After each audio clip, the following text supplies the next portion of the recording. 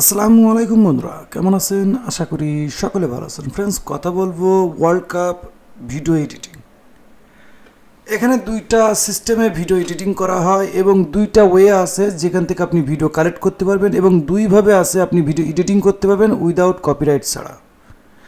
এই বিষয়ের উপরে রিসেন্টলি অনেক কাজ চলতেছে, যেহেতু আপনারা জানেন ওয়ার্ল্ড কাপ চলতেছে, কাতার বিশ্বকাপ, সেখানে কিন্তু এর উপরে অনেক মানুষ কাজ করতেছে এবং অনেক গ্রো করতেছে। আমি এই ভিডিওর মাধ্যমে আপনাদেরকে বেশ কিছু সিস্টেম আপনাদেরকে দেখাবো, যে দুইটা সিস্টেমে আপনি ভিডিও আপলোড করবেন, ইনশাল্লাহ আপনি এখান থেকে কোনো কপিরাইট আসবে না। আর দুইটা নিয়ম আছে যে ভিডিও আপনি কোথায় পাবেন, কোথার থেকে আপনি ভিডিও নেবেন এবং কিভাবে এডিট করবেন। ওকে, তো সর্বপ্রথম আমরা দেখার জন্য যে আমরা যে ভিডিওটা এডিটিং করব, তা আমরা আপনাদের দেখানোর জন্য আমি দুইটা অ্যাপ্লিকেশনের কথা বলবো আর দুইটা সাইটের কথা বলবো।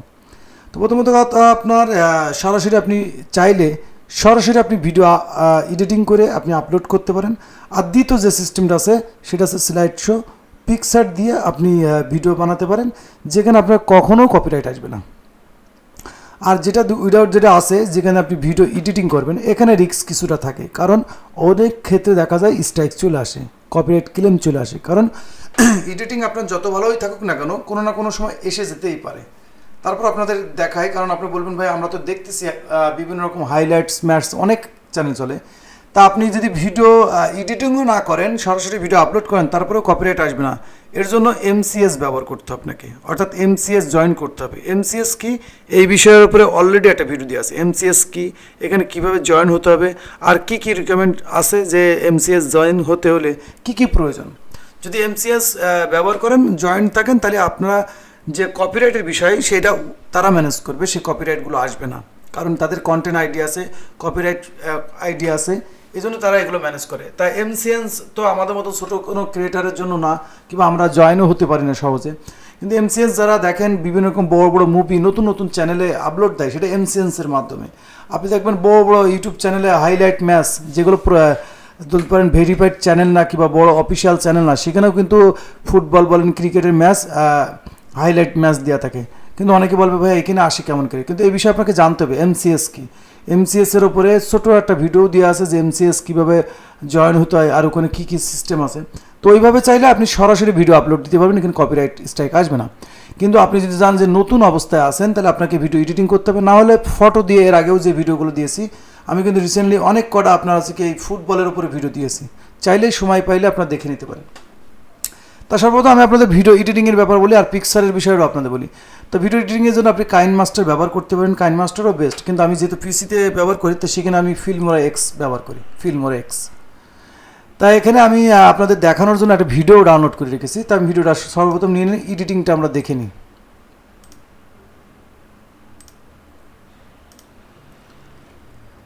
সর্বপ্রথম আমরা ভিডিওটা নিয়ে নিয়েছি, নেওয়ার পরে আমরা এখানে কিছু অংশ আমরা কেটে দিই আগে, ম্যাচটা শুরু হওয়া পর্যন্ত।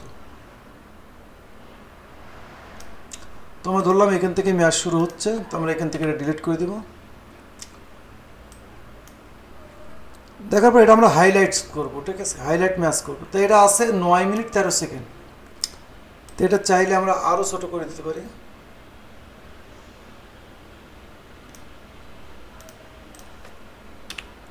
এইটাই আপনি হাইলাইট করতে চাচ্ছেন। তাই হাইলাইটের জন্য সর্বপ্রথম আপনি ভিডিওটা পুরো এডিটিং করবেন। এডিটিং কী করবেন, এখান থেকে সাউন্ডটা হালকা কমিয়ে দিতে পারেন। আমি বলবো যে আপনি অবশ্যই সাউন্ডটা মিউট করে দিবেন। মিউট করে দিলে এটা অনেকটা নিরাপত্তা। তো এখানে প্রথমে রাইট বাটন ক্লিক করে এখানে চলে আসবেন, সর্বপ্রথম চলে আসবেন কালার্স। এই কালার্সটা একটু রদবদল করতে হবে, কালার্স।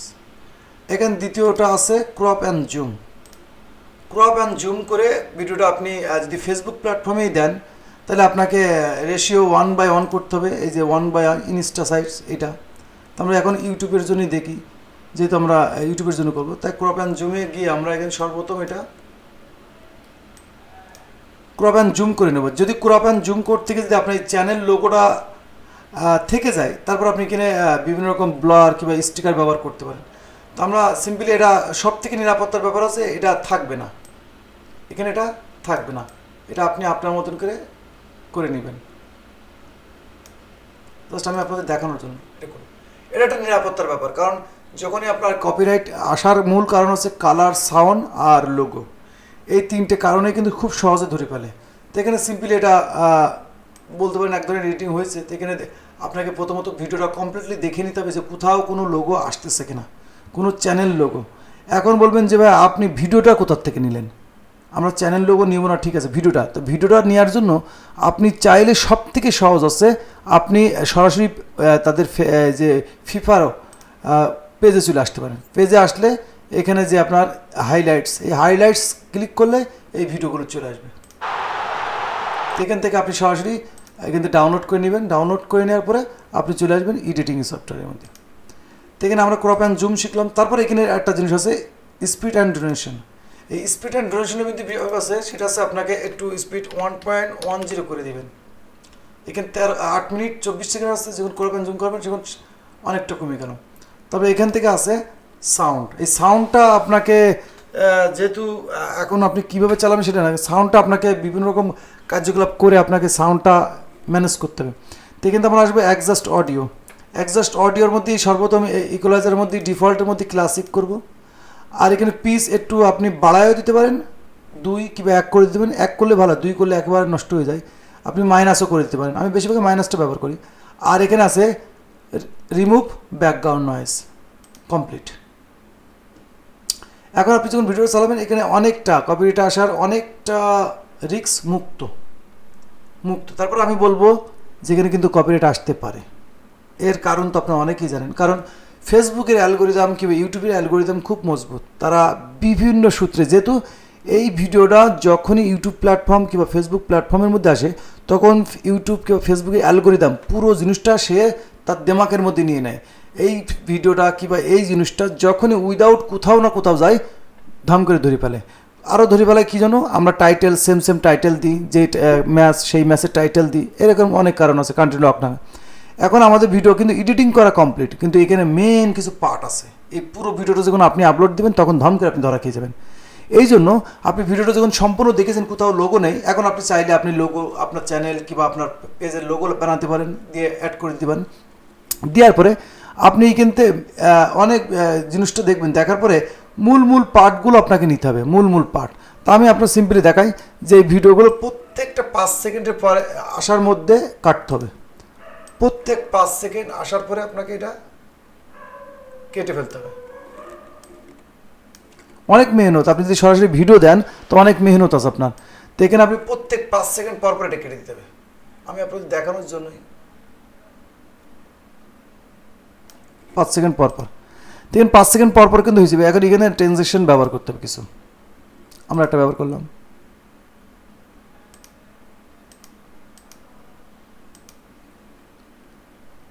বিভিন্ন রকম আপনি এটা ব্যবহার করতে পারেন।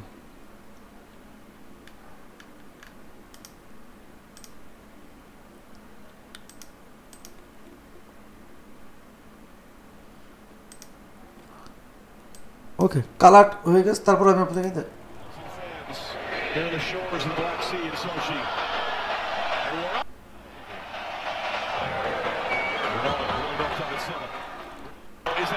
ওকে, এখানে আপনি যদি সরাসরি ভিডিও দেন তাহলে আপনাকে অনেক মেহনত করতে হবে। যদি এমসিএস না থাকে, আপনি নতুন হয়ে থাকেন, তাহলে এই ভিডিও আমি বলবো যে আপনাদের ভিডিও আপলোড দেওয়ার কোনো প্রয়োজন নেই। কারণ আপনি যতই এডিটিং করেন না কেন, আজ না তো কাল, কারণ আমার নিজের চ্যানেলে কিন্তু আমি নিজে এডিটিং করে দিয়েছি। তারপর 2-1টা ভিডিও কিন্তু দেখেছি 7 দিন 6 দিন 3 দিনের মাথায় কিন্তু ক্লেম চলে আসছে। স্ট্রাইক আসে নাই, কিন্তু ক্লেম চলে আসছে। কিন্তু স্ট্রাইকটা আসার সম্ভাবনা সব থেকে বেশি থাকে। এই জন্য আমি বলবো সিলেক্ট শো ভিডিও এত পরিমাণ চলে, আমার নিজের একটা আছে।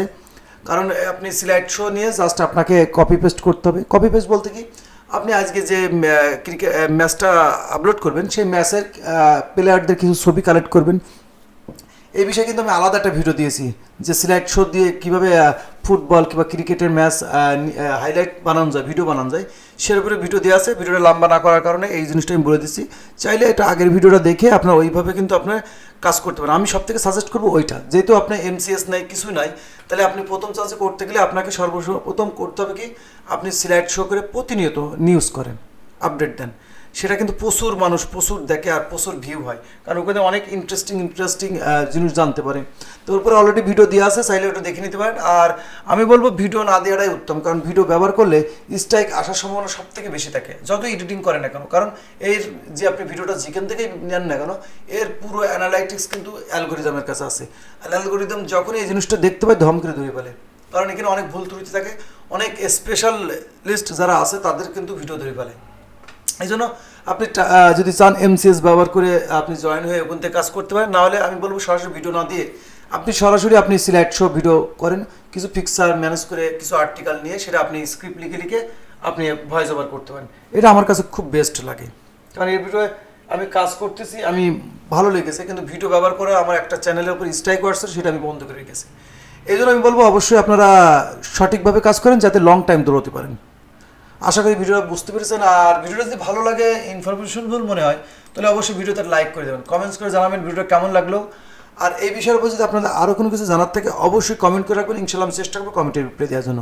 তো ভিডিওটা এই পর্যন্তই, সকলে ভালো থাকবেন, আল্লাহ হাফেজ।